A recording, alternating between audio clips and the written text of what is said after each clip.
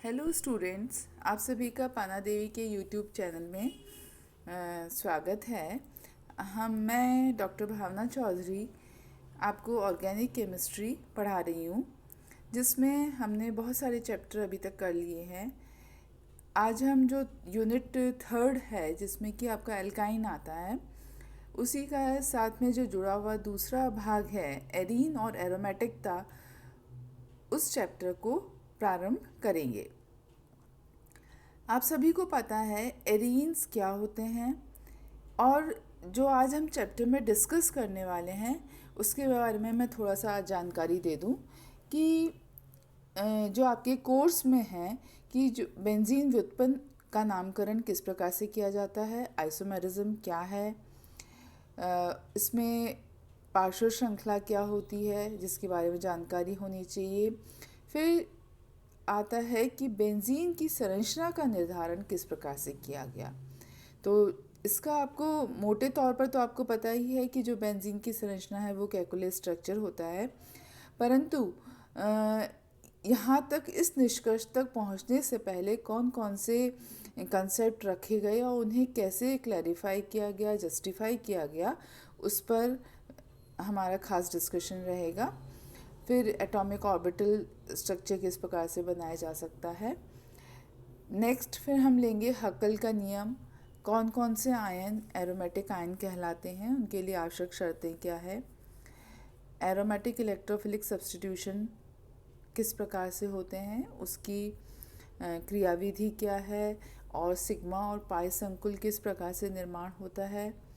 उसी में ही जो रिएक्शंस हैं जैसे कि नाइट्रेशन है, हेलोजिनेशन है, सल्फोनेशन है, इनको अलग अलग डिस्कस करेंगे। फ्रिडल क्राफ्ट रिएक्शन क्या होती है, और जो एनर्जी प्रोफाइल डायग्राम है वो किस प्रकार से ड्रॉ किया जाता है। तो ये सब जो है आपका आज जो हम चैप्टर स्टार्ट कर रहे हैं उसमें डिस्कशन के पॉइंट्स रहेंगे। और आपको ये भी पता है कि कुछ समूह ऐसे होते हैं जो कि सक्रिय कारक होते हैं, इनिशिएटिंग होते हैं, या एक्टिवेटिंग ग्रुप होते हैं। उनका एक्टिवेटिंग और डीएक्टिवेटिंग इफ़ेक्ट क्या होता है, सब्स्टिट्यूशन पर क्या प्रभाव होता है, और उसमें ओरिएंटेशन मतलब कि जो जब हमारा सेकंड सब्स्टिट्यूशन होता है तो वो ऑर्थो पर होगा या मेटा पर होगा, या जो है किसी और परिस्थिति से प्रभावित होगा। तो इन सब पर भी हम जो आगे के वीडियो होंगे उस पर हम डिस्कस करेंगे। तो आज हम सबसे पहले थोड़ा सा इंट्रोडक्शन लेते हैं कि एरोमेटिक यौगिक होते क्या हैं। आप सभी को पता है कि जैसे ही हम एरोमेटिक का नाम लेते हैं तो आपके दिमाग में बेंजीन स्ट्रक्चर आ जाता है, बिल्कुल सही है। तो ये देखा गया है कि जो हाइड्रोकार्बन्स थे या ऑर्गेनिक कंपाउंड्स थे उनको दो श्रेणी में बांटा गया था, एक तो एलिफेटिक और दूसरा एरोमेटिक। जो एलिफेटिक शब्द है वो एल्फॉस से मिला है, या जिसका मतलब फैट होता है। और चूँकि ऐसा प्रारंभ में देखा गया था कि कुछ कार्बनिक पदार्थ जो हैं वो वसा से प्राप्त होते थे, इसलिए उनका नाम एलिफेटिक रख दिया। परंतु कुछ पदार्थ ऐसे थे जिनकी एक विशेष गंध थी, मतलब कि आप देखेंगे कि कुछ खुशबूदार पदार्थ जो है इन एरोमेटिक यौगिक में पाए जाते हैं। तो उस आधार पर एरोमा मीन्स खुशबू, तो उस आधार पर इन जो फ्रेगनेंट स्मेल होने के कारण से, खुशबू होने के कारण से इन पदार्थों का नाम एरोमेटिक रखा गया। और ये जो खुशबूदार पदार्थ हैं वो उनकी स्ट्रक्चर के बारे में जानकारी ली गई और कुछ समानताएं देखी गई। तो उस आधार पर इनकी जो संरचना का निर्धारण किया गया कि वो कहा गया कि इनमें जो है बेंजीन रिंग उपस्थित होती है। तो इस प्रकार से इसे एरोमेटिक हाइड्रोकार्बन का प्रारंभिक सदस्य माना जाता है और इनका नाम एरीन पड़ा। अब एरीन्स भी जो मैंने आपको बना रखे हैं कि जब हम क्लासिफिकेशन करेंगे तो बहुत सारी तरीके से इसका क्लासिफिकेशन हो सकता है, जिसमें फर्स्ट टाइप जो क्लासिफिकेशन का है वो है कि एक रिंग मतलब कि मोनोसाइक्लिक, जब केवल मुख्य रूप से बेंजीन के या बेंजीन के जो सजात हो सकते हैं वो होते हैं, तो वो सब जो है मोनोसाइक्लिक एरीन्स की श्रेणी में आते हैं। परंतु जब एक से अधिक बेंजीन रिंग होती है, जैसे कि बाइफेनाइल है, तो उसे हम पॉलीसाइक्लिक आइसोलेटेड एरीन्स कहते हैं। तीसरी जो श्रेणी है वो है पॉलीसाइक्लिक कंडेंस्ड एरीन्स की, तो जिसमें कि दो या दो से अधिक बेंजीन रिंग कह सकते हैं वो फ्यूज़ हो जाती हैं, एक दूसरे के साथ में जुड़ जाती हैं। फॉर एग्ज़ाम्पल नेफ्थलीन है, एंथ्रासीन है, आप सबको इसके बारे में जानकारी है कि उसमें एक से अधिक रिंग होती हैं और वो एक दूसरे के साथ में अटैच्ड होती हैं, जैसे कि फिनेंथ्रीन है। तो ये all these are categorised in the polycyclic condensed arene.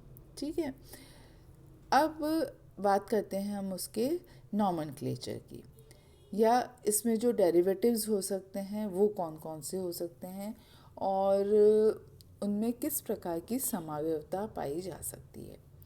तो सबसे पहले हम बात करेंगे कि जो नॉमेनक्लेचर है वो अधिकांशतः बेंजीन के व्युत्पन्न होते हैं, तो बेंजीन को आधार देकर किया जाता है। तो जैसा कि मैंने इसमें आपको पहला जो बता रखा है वो है टॉलुइन, जिसमें कि बेंजीन के ऊपर CH3 ग्रुप सब्सटीट्यूट है, तो उसको कॉमन नेम है टॉलुइन, परंतु वो बेंजीन में मिथाइल सब्सटीट्यूशन हुआ है इसलिए से मिथाइल बेंजीन कहा है। इसी तरह से इथाइल बेंजीन हो सकता है, आइसोप्रोपाइल बेंजीन हो सकता है, जिसे कि क्यूमीन भी कहते हैं। तो कुछ के तो कॉमन नेम भी हैं जिसके बारे में आपको जानकारी होनी चाहिए, क्योंकि कई बार आपसे कॉमन नेम से स्ट्रक्चर पूछा जा सकता है या किसी भी प्रकार से क्वेश्चन को चेंज किया जा सकता है। तो इसी तरह से आइसोब्यूटाइल बेंजीन है, यदि बेंजीन रिंग पर आइसोब्यूटाइल ग्रुप जुड़ा होता है, या फिर स्टाइरीन। स्टाइरीन क्या है? वाइनाइल बेंजीन है, तो विनाइल बेंजीन को स्टाइरीन कहा जाता है। तो ये जो मैंने थर्ड पर लिखा है आपको वो है विनाइल बेंजीन। इसी प्रकार से ये भी हो सकता है कि उच्च एल्किल समूह वाले एल्काइल बेंजीन या एल्किनाइल बेंजीन भी होते हैं, जैसे कि जो कि फिनाइल डेरिवेटिव जिन्हें मानते हैं। तो इस प्रकार से जो है इसका कैटेगराइजेशन किया जा सकता है। मैसेटिलीन ये अच्छा, उसके बाद में अब हम आते हैं जिसमें कि डायमर होते हैं। इससे पहले आप सभी को पता है कि यदि बेंजीन के ऊपर फ्लोरीन ग्रुप जुड़ा है तो फ्लोरोबेंजीन, क्लोरोबेंजीन, ब्रोमोबेंजीन, जिसमें कि सिंगल सब्सटीट्यूशन है उसका।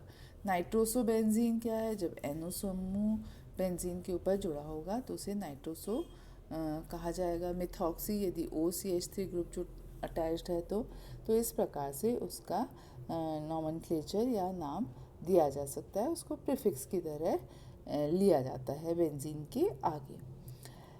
जो नेक्स्ट पॉइंट जो हमें ध्यान रखना है कि यदि बेंजीन के ऊपर एक या एक से अधिक फंक्शनल ग्रुप अटैच्ड हैं, जैसे कि carboxylic acid, sulphonic acid, amide, ester, aldehyde, ketone, alcohol, phenol, amine, कोई भी यदि उसके ऊपर फंक्शनल ग्रुप अटैच्ड है तो हमें जो नॉमेनक्लेचर का जो बेसिक नियम है उसे मतलब कि प्रायिकता के आधार पर सफिक्स रखना पड़ेगा और उस प्रायोरिटी को ध्यान में रखकर किया जाएगा।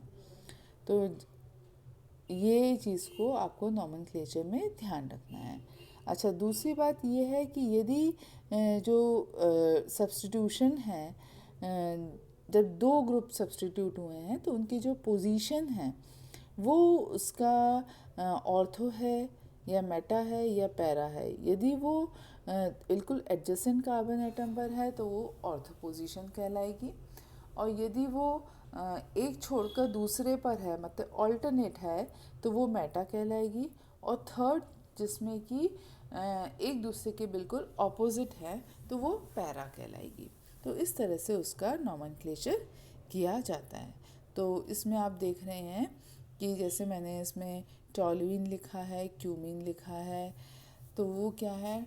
टॉल्यूइन जो है आपका सिंगल सब्स्टिट्यूशन वाला बात हो गई। जब हम दो मिथाइल ग्रुप सब्स्टिट्यूट कर देंगे और वो 1,2 पोजीशन पर होंगे तो उसे हम ऑर्थोजाइलिन कहेंगे या पैराजाइलिन कहेंगे यदि पैरा पोजीशन पर है तो।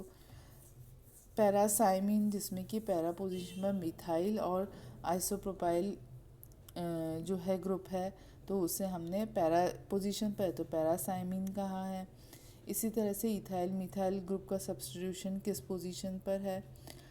यदि हम 3 सब्स्टिट्यूशन की बात करेंगे तो जैसा कि मैंने एक सब्स्टिट्यूशन लिखा है जिसमें कि 1, 2, 3 पोजीशन पर मिथाइल ग्रुप है, जैसे कि आपने 1, 2, 3 ट्राई मिथाइल बेंजीन हम बोलेंगे, जिसे कॉमन नेम में हेमी मेलिटिन कहा जाता है। ठीक है। इसी तरह से यदि 1, 3, 5 पोजीशन पर है तो वो मेसिटिलीन कहलाएगा, जो कि आपने अभी तो इससे पूर्व वाले चैप्टर एसिटिलीन में हमने उसकी प्रिपरेशन देखी थी। तो इस प्रकार से जो नॉमेनक्लेचर किया जाता है वो उनकी पोजीशन को देखकर किया जाएगा। दूसरी बात, यदि फंक्शनल ग्रुप हैं एक से अधिक तो फंक्शनल ग्रुप की प्रायोरिटी को देखकर किया जाएगा।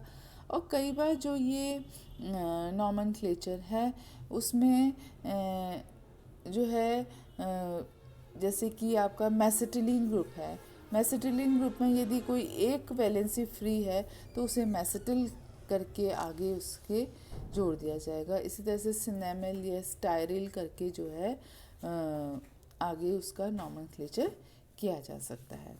तो आज की वीडियो में हम इतना बताएंगे। नेक्स्ट वीडियो में जो एरोमेटिक न्यूक्लियस है उसके साथ में साइड चेन है उसके ऊपर किस प्रकार से सब्स्टिट्यूशन करने पर उसको नॉमेनक्लेचर किया जा सकता है।